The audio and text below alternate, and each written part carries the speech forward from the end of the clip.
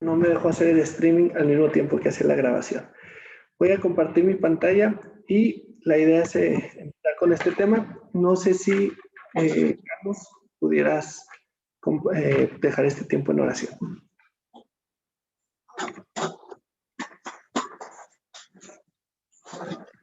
Sí, vamos a orar.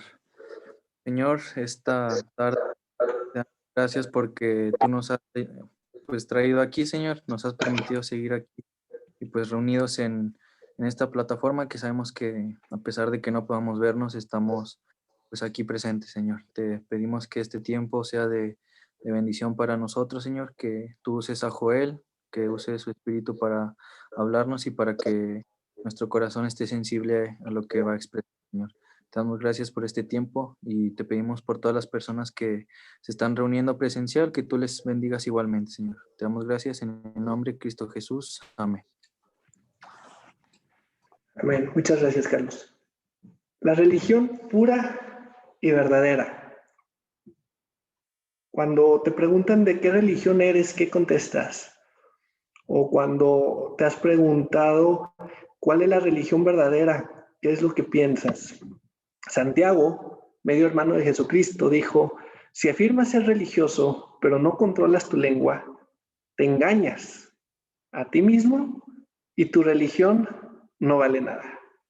Estas son palabras de nada más y nada menos que uno de los hermanos del mismo Señor Jesucristo.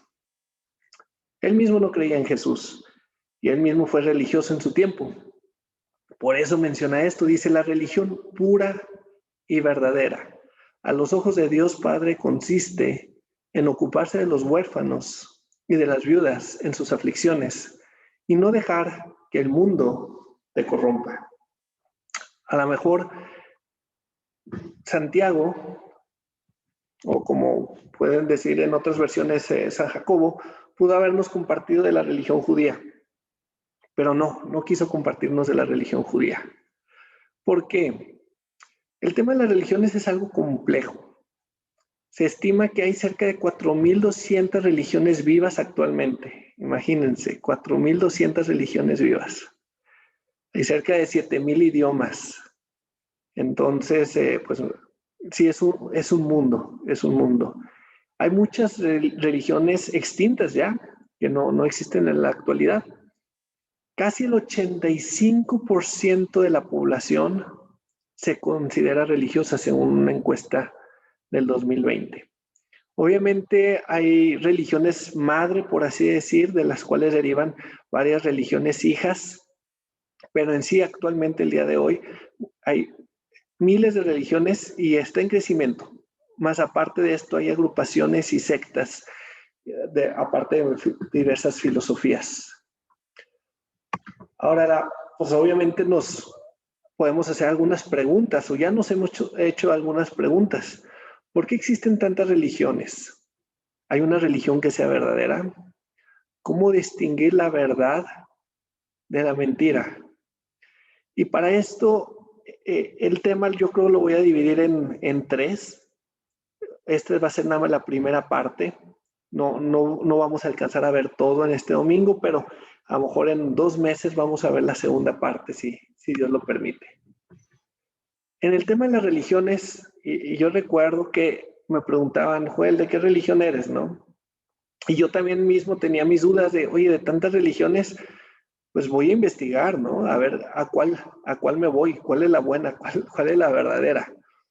Nunca vamos a terminar si nos ponemos a estudiar todas las religiones, pero vale la pena ver qué dice la Biblia acerca de las religiones, pero sobre todo ver qué dice la Biblia acerca de cómo empezó todo, y para eso nos tenemos que ir al principio.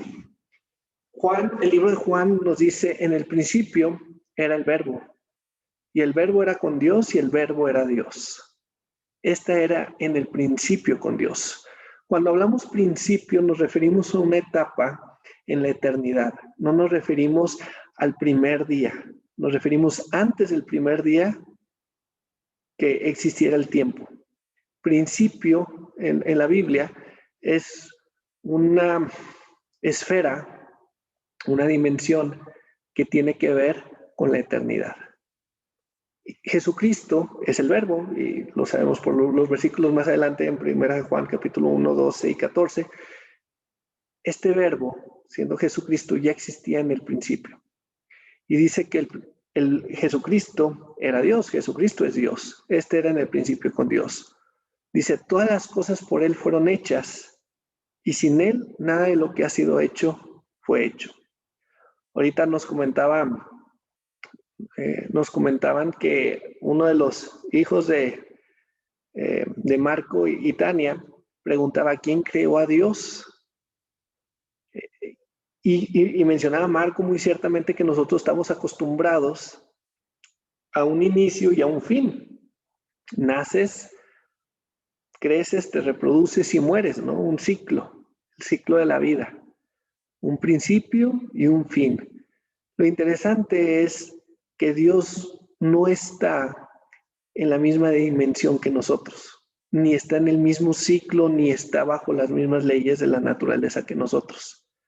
En 1 Pedro se nos dice que para Dios un día son como 1000 años y 1000 años como un día.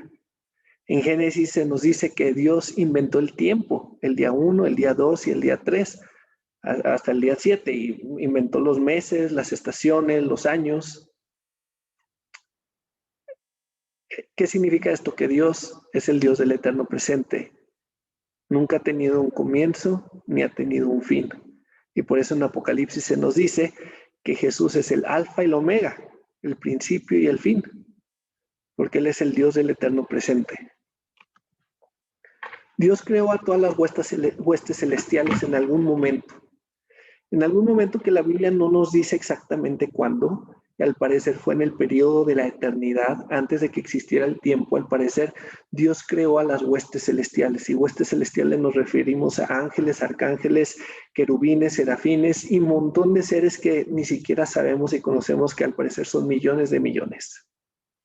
Lo interesante es de que hizo a un querubín muy particular, al querubín protector. Dice Ezequiel 28:12, tú eras el sello de la perfección, lleno de sabiduría y acabado de hermosura. Donde tengo los 3 puntitos, omití algunos versículos para no detenernos tanto, pero si alguien quiere leer la referencia completa en su Biblia, adelante.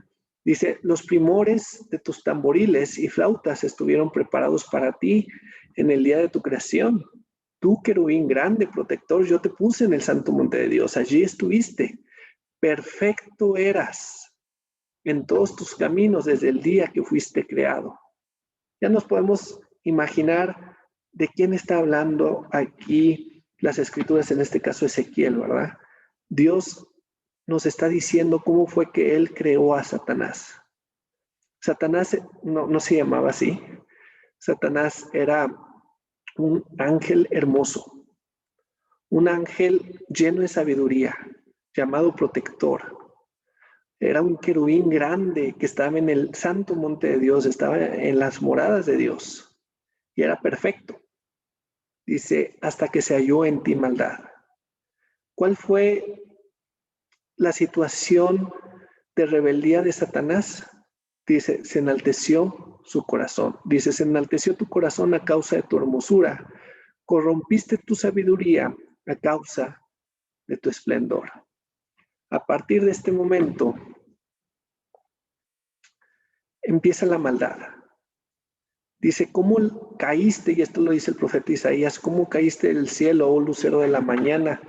Tú que decías en tu corazón, subiré al cielo en lo alto, junto a las estrellas de Dios levantaré mi trono, sobre las alturas de las nubes subiré y seré semejante al Altísimo.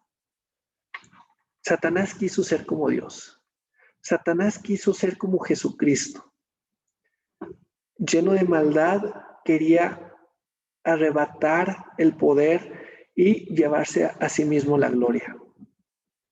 Dice, mas tú derribado eres hasta el Seol, a los lados del abismo. Se inclinarán hacia ti los que te vean, te contemplarán diciendo, es este aquel varón que hacía temblar la tierra, que trastornaba los reinos, que puso el mundo como un desierto, que asoló sus ciudades, que a sus presos nunca abrió la cárcel. Resulta que un día Satanás va a ser lanzado al lago de fuego. el lugar de castigo preparado para Satanás y sus seguidores. Y aquellos seres humanos que se hayan revelado delante de Dios y que vayan a caer también en el lago de fuego, que hayan desobedecido y que vayan a ser castigados por la eternidad, se van a asombrar de quién es Satanás, porque Satanás va a perder todo su poder y van a decir, ¿a poco es este? ¿A poco es este ser el que trastornaba los reinos, el que ha volcado a la humanidad en un desastre? ¿A poco es él? Pero hay algo que me llama la atención de Satanás que te indica mucho de sus técnicas. Dice, a sus presos nunca abrió la cárcel. Una característica particular de Satanás es que busca cautivar a los seres creados por Dios. Los engaña y los esclaviza. Satanás no quiso hacer el bien. Satanás buscó apoderarse de las almas de los demás seres. ¿Y por qué digo seres? Porque no me refiero nada más a los seres humanos. Engañó a varios ángeles. Si tomamos la interpretación de Apocalipsis 12 según varios teólogos, intérpretes de la Biblia, y también estoy convencido yo de ello, en Apocalipsis 12, 3 y 4 dice, también apareció otra señal en el cielo, obviamente esto es futuro, hay aquí un gran dragón escarlata que tenía 7 cabezas y 10 cuernos, y en sus cabezas 7 diademas, y esto a lo mejor después ya lo podríamos estudiar con detenimiento del poder que va a tener Satanás en el futuro.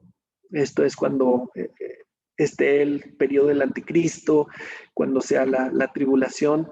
Pero algo interesante es que dice, y su cola arrastraba la tercera parte de las estrellas del cielo. Y aquí es donde la mayoría pensamos que se refiere a ángeles. ¿Ángeles qué? Ángeles caídos. Ángeles que le creyeron a Satanás y que en los evangelios se les conoce como demonios. Los ángeles que creyeron a Satanás y también se rebelaron a Dios. Y dice, y fue lanzado fuera el gran dragón, la serpiente antigua que se llama Diablo y Satanás, el cual engaña al mundo entero. Fue arrojado a la tierra y sus ángeles fueron arrojados con él. Entonces algo interesante es de que Satanás no nada más se rebeló él, sino que hizo que una gran multitud de ángeles, al parecer la tercera parte de los ángeles, también se rebelaran delante de Dios. ¿Qué sucede después? Dios creó al ser humano. Dios creó a los animales, Dios creó las plantas. En 6 días creó Dios las estrellas, el sol, la luna, y al 7º día descansó. Y entonces dijo Dios, hagamos al hombre a nuestra imagen conforme a nuestra semejanza. Fíjense, las escrituras nunca dicen que Dios creó a los ángeles a la imagen de Dios, a ningún ser angelical, pero sí al ser humano.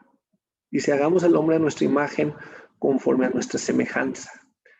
Otra cosa bien interesante y que a lo mejor ya en la segunda sesión lo vamos a platicar un poquito más es, hay una gran cantidad de religiones politeístas. ¿Qué me refiero con politeístas? Que creen en muchos dioses. Pero también hay una gran cantidad de religiones monoteístas, que también les llaman religiones abrámicas porque descienden de Abraham. Algunas de estas religiones, como los musulmanes y como los judíos, son monoteístas y creen en un solo Dios. Lo interesante es que este solo Dios, ellos creen en una sola persona. Lo interesante es de que en Génesis, libro que pues los judíos consideran como interpretación de Dios y también los musulmanes lo consideran como escritura de Dios, lo interesante es que Dios aquí dice hagamos y no dice voy a hacer. Hagamos al hombre a nuestra imagen conforme a nuestra semejanza. Y no nada más es el único versículo en donde Dios habla en plural. Recordamos cuando en Juan decíamos que en el principio era el verbo y el verbo era con Dios y el verbo era Dios. Jesús estaba con Dios en el principio. Jesucristo estaba con Dios creando todas las cosas.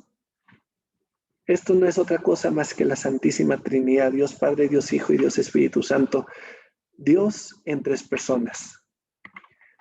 Esto no lo creen algunas religiones, como lo mencioné, los musulmanes y los judíos, ellos no creen en un Dios de tres personas. Tampoco muchas religiones como los mormones, los testigos de Jehová, no creen que Jesús es Dios. Aquí lo interesante es de que en Génesis claramente nos deja ver que Dios es uno y es un Dios de tres personas. Por eso está hablando en plural. Hagamos al hombre a nuestra imagen. Y entonces, ¿cómo es de que creó al hombre a su imagen? Dice, y señoré en los peces del mar, en las aves de los cielos, en las bestias, en toda la tierra y en todo animal que se arrastra sobre la tierra. Y creó Dios al hombre a su imagen de Dios lo creó, varón y hembra, los creó. Creó Dios a Adán y a Eva. Y los creó a imagen de Dios. Algunos piensan que así como Dios es un ser tripartito, Dios Padre, Dios Hijo, Dios Espíritu Santo, también el ser humano, según lo que vemos en el Nuevo Testamento, es espíritu, alma y cuerpo.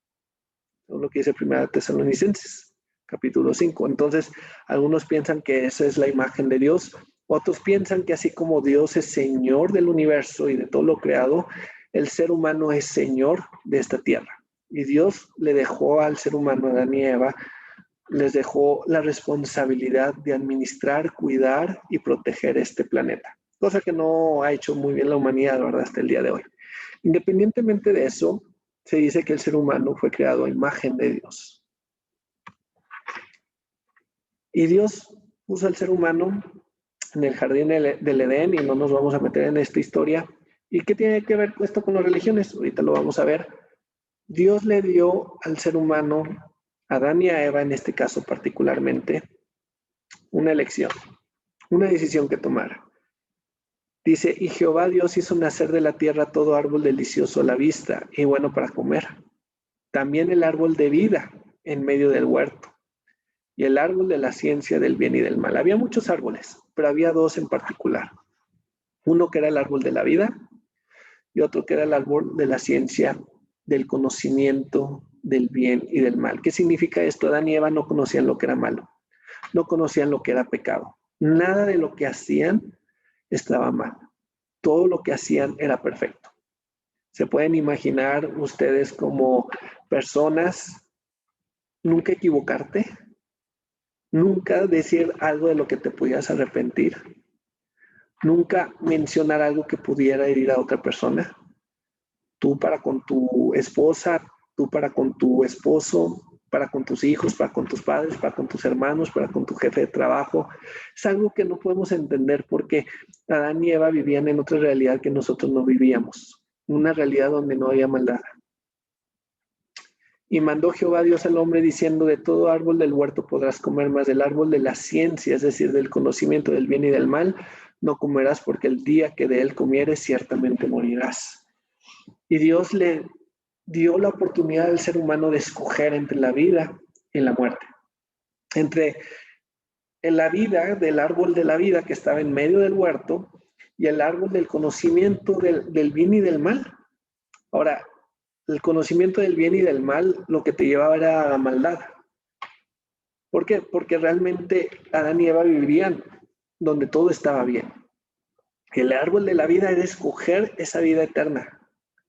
Pero el árbol del conocimiento del bien y del mal era escoger esa maldad y saber diferenciarlo del bien y vivir una realidad de conocimiento de la maldad. El ser humano no sabía lo que era la maldad. Y a lo mejor alguien hubiera dicho, no, pero pues es importante conocerla, ¿no?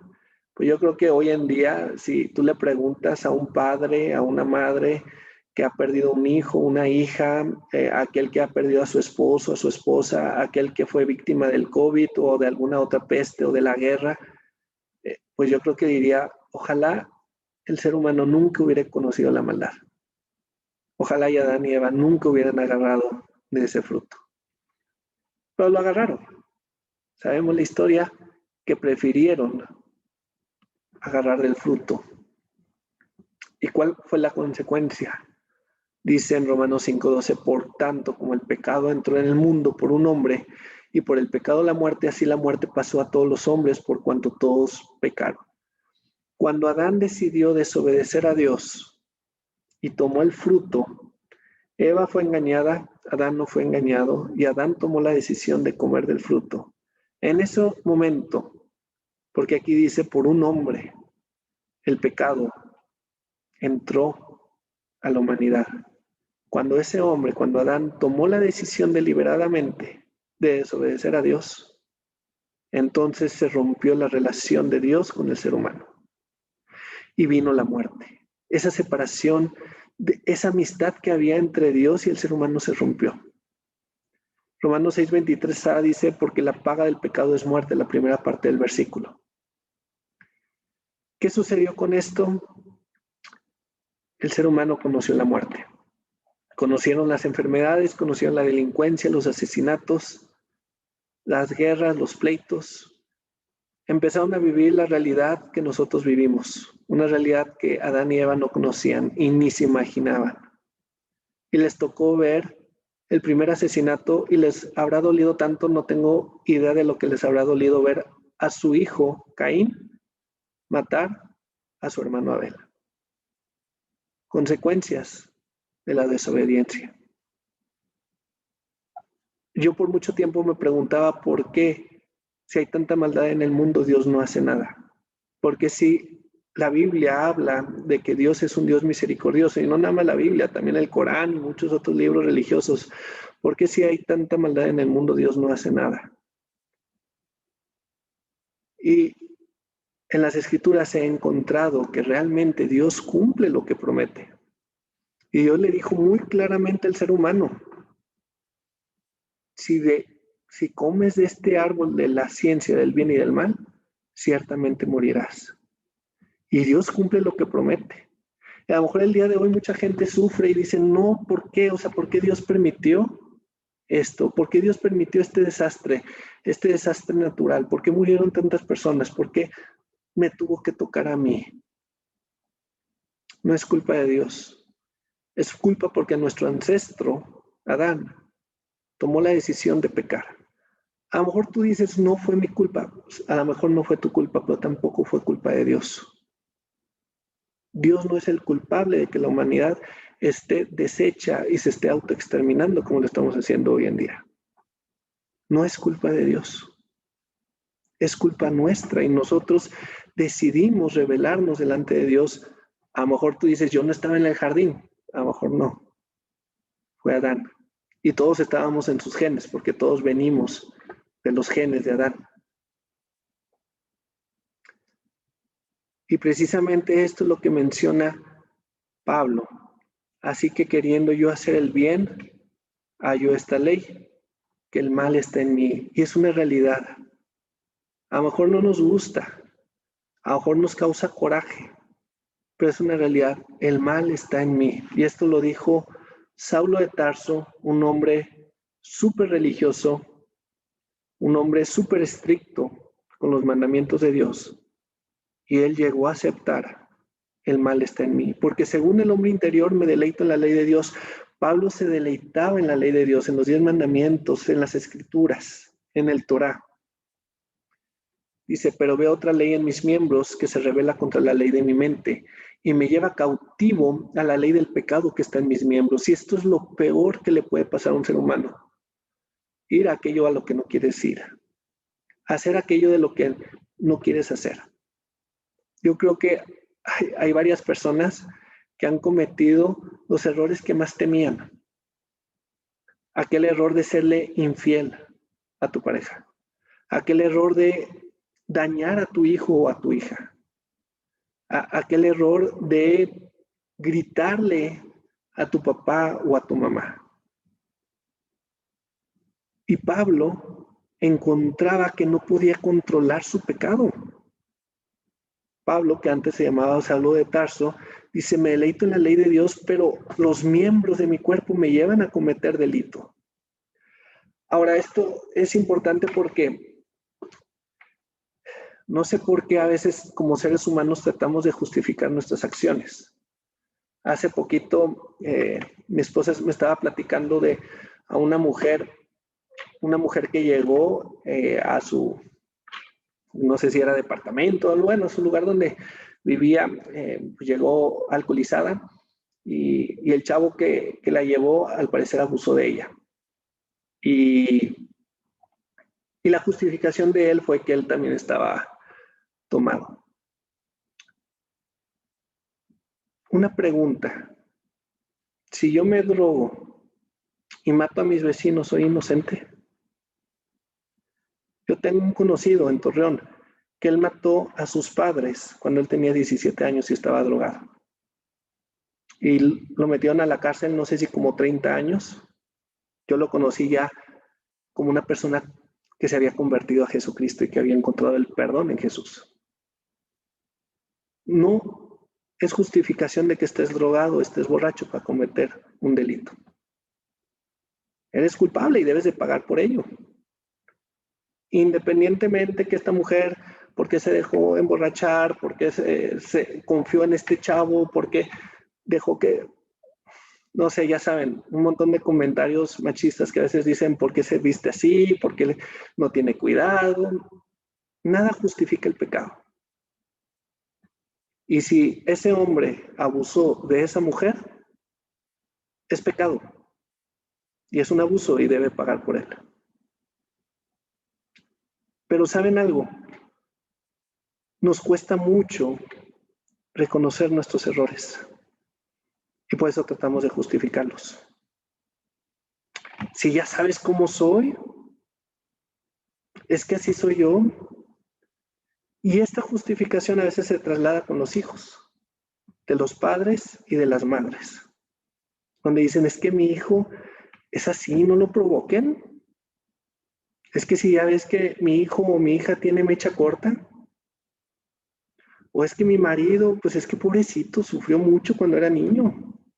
No es justificación. Yo he conocido jóvenes que fueron violados cuando fueron niños. Y no hay justificación, aunque hayan sufrido, no hay una justificación para cometer atrocidades. Y Pablo, yo no sé qué habrá vivido en su juventud. Pero eso no lo justificaba para matar cristianos, para perseguir a la iglesia de Jesucristo. Y Pablo llegó a humillarse y a decir, y vaya que eso cuesta reconocer, me equivoqué, he tomado malas decisiones. A veces para los padres y para las madres es difícil también reconocerlo.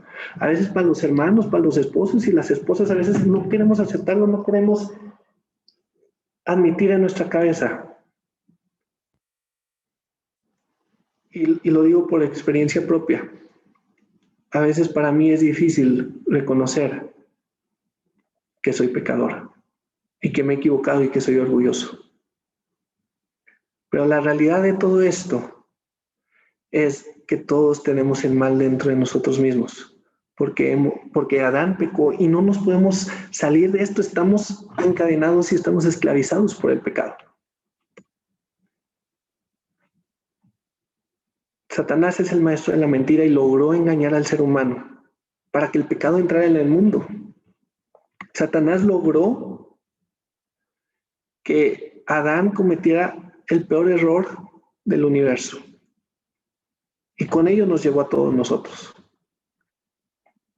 Ahora, podemos echarle la culpa a Satanás. Pues también Adán dejó pasar la oportunidad de que todos lleváramos una vida eterna, una vida perfecta, porque no tomó del fruto del árbol de la vida, sino del fruto del que no debía. Y podemos decir, pues esa es la culpa de Adán. Bueno, ahora también nosotros tenemos una decisión que tomar y no podemos culpar a Adán. ¿Qué decisión estás tomando tú? ¿Qué decisión estoy tomando yo? Y esto es lo que Jesús le decía a los fariseos. y a los religiosos de su tiempo: vosotros sois de vuestro padre el diablo, y los deseos de vuestro padre queréis hacer. Oye, Jesús, no digas eso, son hombres religiosos que conocen las escrituras, son hombres de Dios, se la pasan en el templo día y noche, se saben las escrituras de memoria. Pues Jesucristo sabía cuál era el corazón de estos religiosos. Y dice acerca de Satanás: él ha sido homicida desde el principio y no ha permanecido en la verdad, porque no hay verdad en él. Cuando habla mentira, de suyo habla, porque es mentiroso y padre de mentira. Satanás es un homicida, es un mentiroso y es padre de mentira. Y la humanidad le ha creído. Eso es lo peor de todo. Tiene miles de años de experiencia engañando al ser humano y lo ha logrado.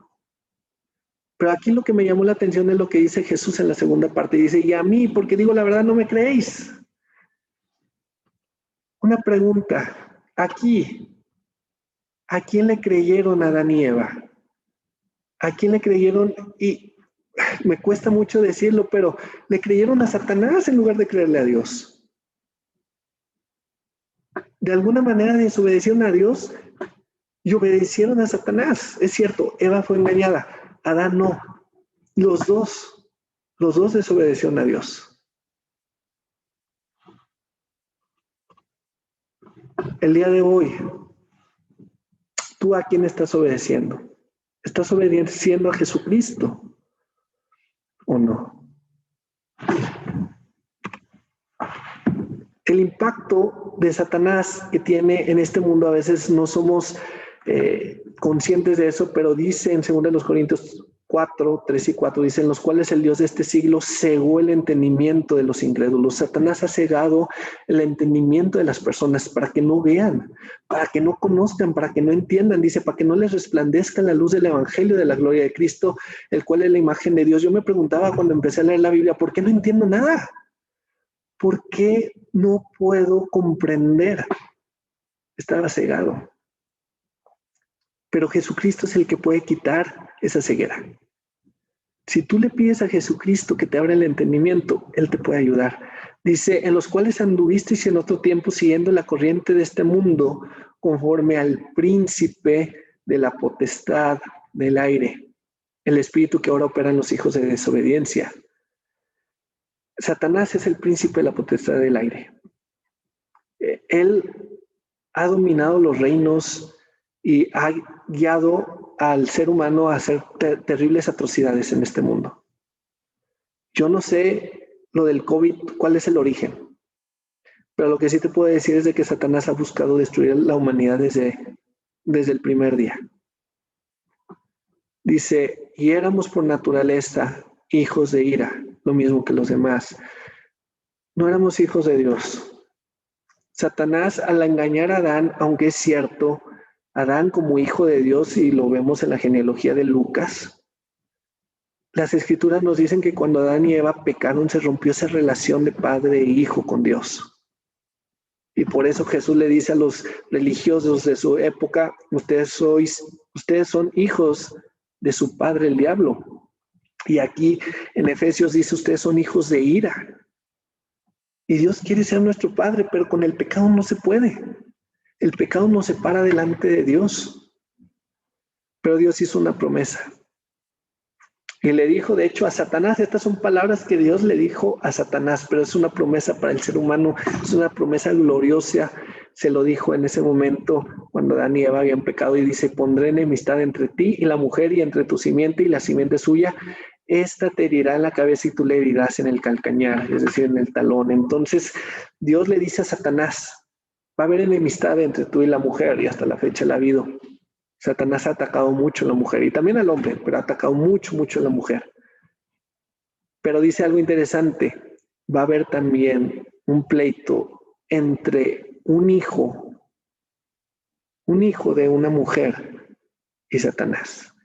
Dice: y entre tu simiente y la simiente suya, es decir, un descendiente, un hijo. Ese hijo va a herir a la serpiente en la cabeza. La serpiente lo va a herir en el calcañar. El día de hoy sabemos que este es Jesucristo. Pero para Adán y Eva y para sus hijos y sus descendientes, ellos estaban esperando que naciera un hijo que destruyera a Satanás. un hijo que pudiera tomar revancha y que pudiera destruir al diablo.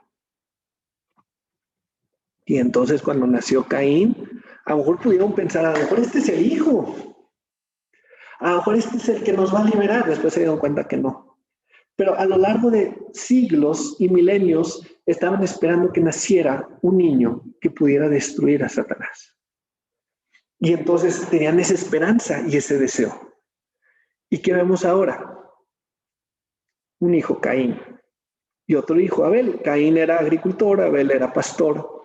Y los dos, dice, aconteció andando el tiempo que Caín trajo del fruto de la tierra una ofrenda a Jehová. Y Abel trajo también de los primogénitos de sus ovejas, de lo más gordo de ellas. Y a lo mejor ya has leído este pasaje y te ha causado conflicto. Y miró Jehová con agrado a Abel y a su ofrenda, pero no miró con agrado a Caín y a la ofrenda suya. No sé si te ha pasado que de repente sientes que algo que tú quieres hacer honestamente, que tú quieres hacer de corazón y que tú quieres hacer bien, sientes que no le agrada a Dios. Y tú dices, ¿por qué? O sea, si lo estoy haciendo bien, si lo estoy haciendo con una buena intención, ¿por qué pareciera que no se ve que Dios se agrade de esto? Y yo creo que Caín decía, ¿por qué? Si yo estoy trayendo del fruto de la tierra, si estoy trayendo de toda mi fuerza, de todo lo que me esforcé a Dios, ¿por qué Dios no acepta mi ofrenda? Caín a lo mejor pudo haber dicho, ¿por qué Dios no acepta mi ofrenda y sí acepta a la de Abel? Y yo creo que como hermano mayor, yo creo que nos frustramos, nos sentimos avergonzados y humillados porque Dios sí aceptó la ofrenda de Abel y no aceptó mi ofrenda. Dice, y se ensañó Caín en gran manera y decayó su semblante. Y ya sabemos lo que sucedió, Caín mató a Abel. ¿Y fue culpa de Dios? Claro que no. Aquí hubo un tema. A lo mejor Caín no había puesto especial atención y no había entendido que el sacrificio que había que darle a Dios tenía que tener derramamiento de sangre. Dice Hebreos 9:22, y sin derramamiento de sangre no se hace remisión, que quiere decir quitar la culpa, quitar el pecado, obtener el perdón. La Biblia establece que tiene que haber derramamiento de sangre para quitar el pecado. Y con el fruto de la tierra no había derramamiento de sangre. Pero ¿qué hizo Abel? Abel simplemente agarró su mejor ovejita, la degolló y Dios se agradó de su ofrenda. Dios se agradó de su sacrificio. Y esto es clave para entender el tema de las religiones. Caín, en sus fuerzas, buscó acercarse y agradar a Dios mediante obras. Pero ¿qué nos dice Isaías 64:6? Si bien todos nosotros somos como suciedad y todas nuestras justicias como trapo de inmundicia y caímos todos nosotros como la hoja y nuestras maldades nos llevaron como viento. Si queremos tratar de agradar a Dios con nuestras obras, el problema es de que estamos llenos de maldad. Estamos todos sucios, cochinos. Y nuestras mejores obras son como trapo de inmundicia.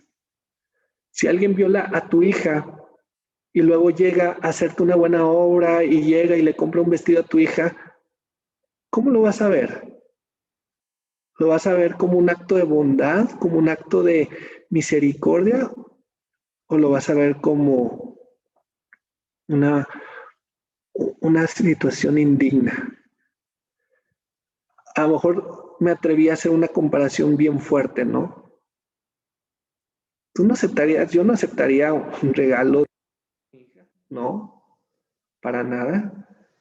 Eso no quita el delito. ¿A qué voy con la gravedad de este delito? Para Dios, un mal pensamiento, el odio. Jesucristo dijo, si tú odias a tu hermano, ya lo hubieras matado en tu mente. Si a una mujer es como si ya te hubieras acostado con ella, ya adulteraste. Para Dios el pecado es gravísimo. Nosotros estamos tan acostumbrados porque hemos nacido en pecado que para nosotros el pecado en general no es grave, al menos que sean los delitos más graves que conocemos y que consideramos moralmente, hablando como sociedad. Pero eso no significa que Dios tolere la mentira, que Dios tolere el engaño, los malos pensamientos. Entonces, cuando tratamos de hacer obras buenas, para Dios es una cochinada. Oye, pues si es mi mejor intención, sí, pero eres un delincuente. Y eso yo no lo entendía, yo sentía una separación con Dios enorme y abismal y no, como que no tenía esa relación. Y por más que intentaba, no podía, porque estaba como Caín, tratándome de acercar a Dios con buenas obras y con mis propias fuerzas. Y cuando lo logré, nunca. En cambio, Abel se acercó a Dios con un sacrificio sustitutorio. Un sacrificio en donde el cordero muere en lugar de Abel, donde el cordero murió derramando su sangre. Lo que empezaron a hacer las personas es a poner la mano sobre la cabeza de la ofrenda, en este caso de la expiación que quita el pecado, y lo degollaban pues donde era el altar, el holocausto. La expiación es la eliminación de la culpa o pecado a través de un tercero. Y esto quiero llevarlo al sacrificio. Los antiguos, en este caso Abel, creyó que iba a haber un sacrificio que iba a quitar la culpa, que a alguien debía de pagar. Y ese que si llegara, en el ejemplo de que alguien viola a tu hija, él debe pagar. Y a mí me gustaría que fuera la pena de muerte. Alguien tiene que pagar. Bueno, ante la justicia divina tenía que haber muerte. ¿Y saben quién murió? Jesucristo. Abel tenía la fe de que iba a haber un sacrificio de alguien que iba a morir por él. Abel tampoco era un hombre perfecto, también era pecador igual que todos nosotros, pero él tuvo fe y creyó en aquel que iba a venir. No nada más Abel, Noé. Fue por la fe que Noé construyó un barco y Noé ya fue tiempo después de Abel, probablemente unos 1500 años después. Fue por la fe que Noé construyó un barco grande para salvar a su familia del diluvio en obediencia a Dios, quien le advirtió de cosas que nunca antes habían sucedido. Dios le dijo a Noé, va a llover, nunca había llovido sobre la tierra en aquel entonces, y va a haber muerte. Construye el arca.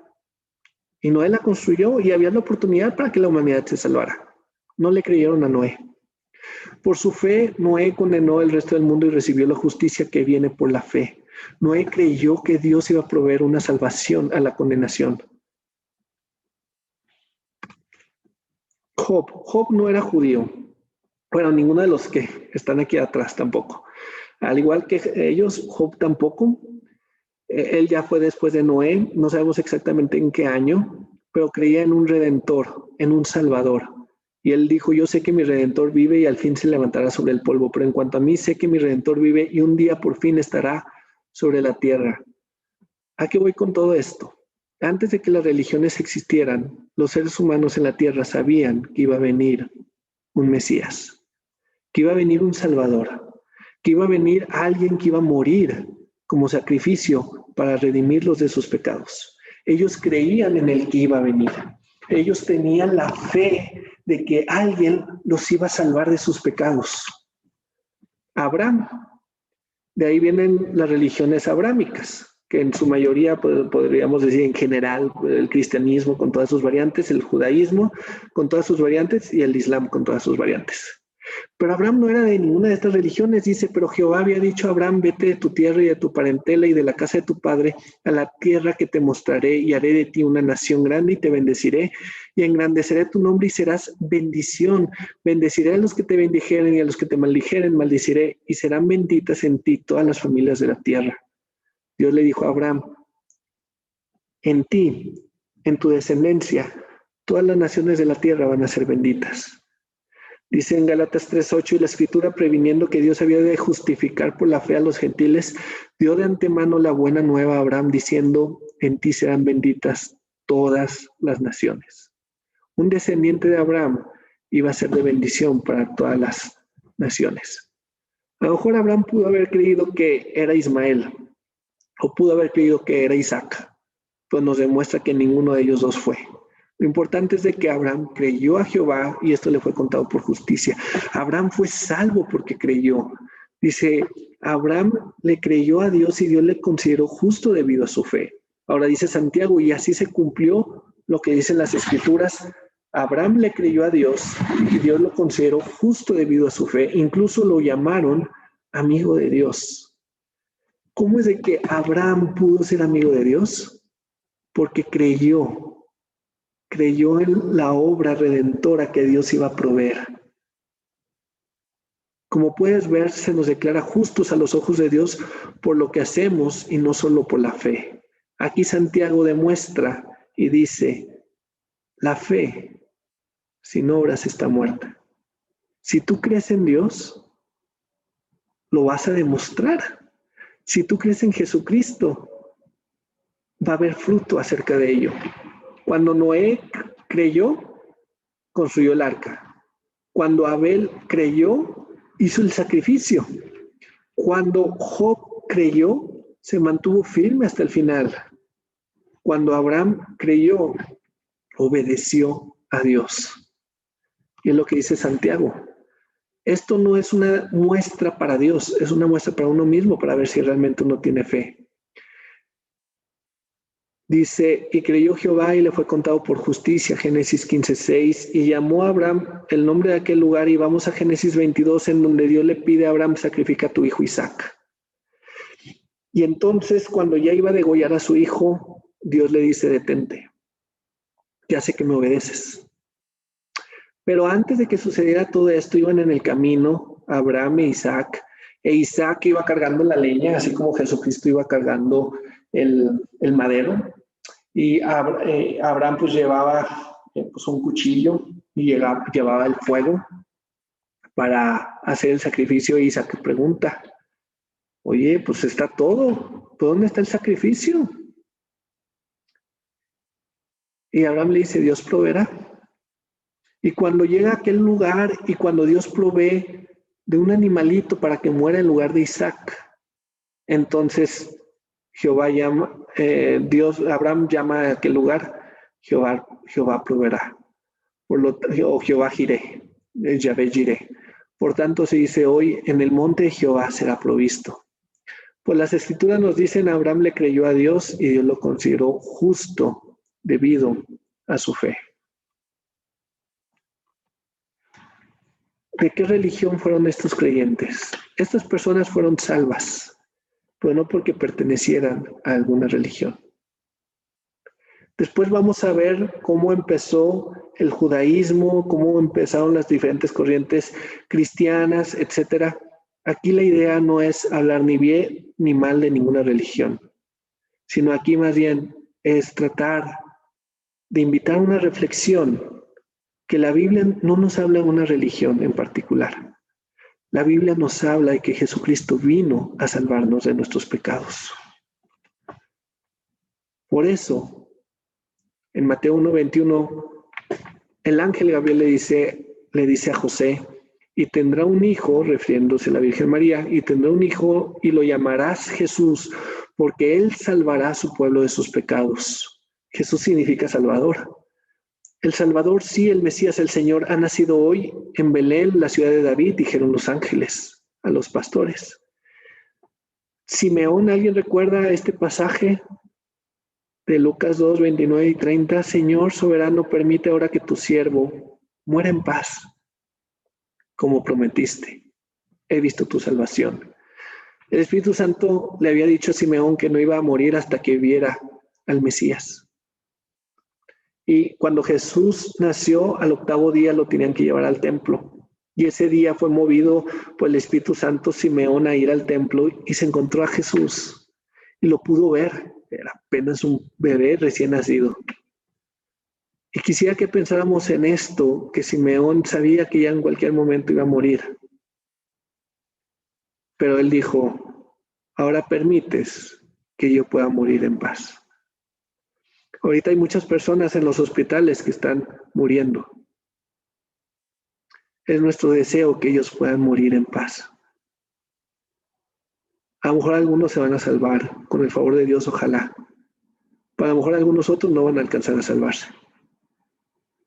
Simeón pudo morir en paz porque vio la salvación. ¿En quién? En Jesucristo.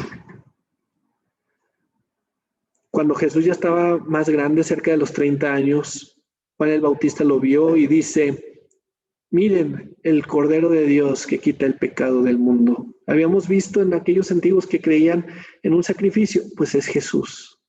En aquel Redentor es Jesús. En aquel que los iba a salvar es Jesús. Abel había creído en ese sacrificio. Adán y Eva habían visto esta promesa de que alguien iba a aplastar a Satanás. Es Jesucristo. Dice en Marcos 2, 5 y 7 acerca del paralítico que bajaron los amigos por el techo, abrieron el techo, hicieron todo un escándalo. Dice, al ver la fe de ellos, Jesús le dijo al paralítico: hijo mío, tus pecados son perdonados. Hay mucha gente que se cree buena y que piensa que no ha hecho maldad porque se compara con los delincuentes. La verdad, el pecado, por más mínimo que sea, es un grave delito delante de Dios. Pero hay otras personas que se ahogan en sus pecados y se quieren suicidar por maldades que han hecho y porque no encuentran perdón. A cualquiera de las dos personas, si tú consideras que eres una persona buena y que tus pecados no han sido graves, compárate con Jesucristo y te das cuenta, así como yo, que el pecado nos separa de Dios. Y si tú te sientes que nadie te puede perdonar, si tú sientes que ni siquiera tú mismo te puedes perdonar, acércate a Jesucristo y recibe estas palabras: hijo mío, tus pecados son perdonados.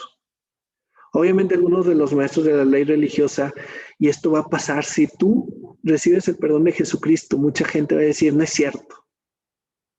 Ahí dice, ¿qué es lo que dice? Es una blasfemia, solo Dios puede perdonar pecados. Jesucristo tiene el poder para perdonar tus pecados. Ya depende de ti si le crees a Satanás o si le crees a Jesucristo. Jesús le contestó a uno de sus discípulos: yo soy el camino, la verdad y la vida. Nadie puede venir al Padre si no es por medio de mí. Jesús respondió: te aseguro que hoy estarás conmigo en el paraíso. Vimos este pasaje en la Cena del Señor.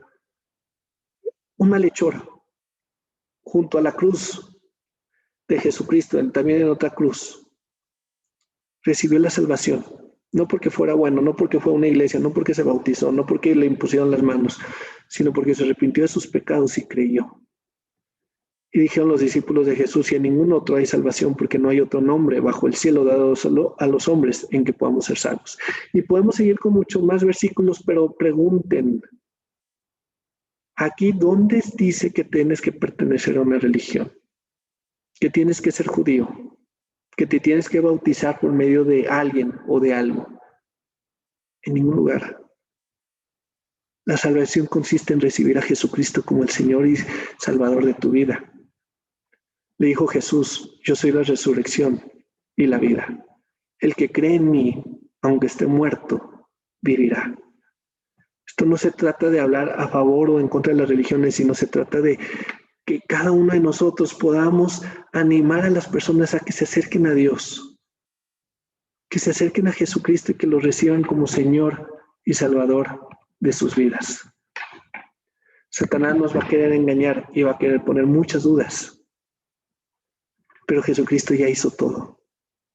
Él quiere que tú seas salvo. Él quiere que tú seas libre, que no vivas con miedo, que no vivas bajo la esclavitud del pecado.